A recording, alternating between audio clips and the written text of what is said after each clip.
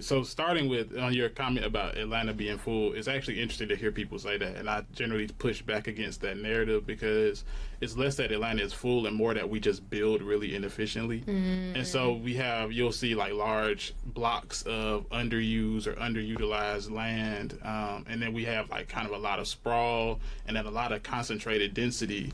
Of course, we have the transportation infrastructure to support and activate all portions of the metro area, and so it feels full, but in reality, we just have really inefficient and inequitable building practices and development patterns. And so that kind of goes into the second part of your question, right? The history about like why this is the way that it is. Of course, we know that, there was a period in which that enslavement was a thing in our country, that there were people who were subjugated to that.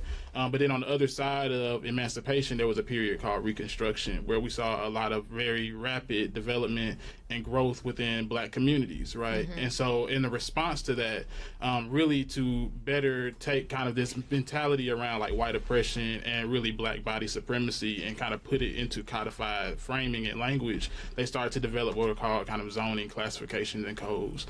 And so the use of zoning codes were really about how do you restrict the movement of Black people and how do you force them to be confined to certain spaces where they want to be. And so that's where we saw kind of this policy framing around like segregation start to occur again, and that was back in the 1800s, right?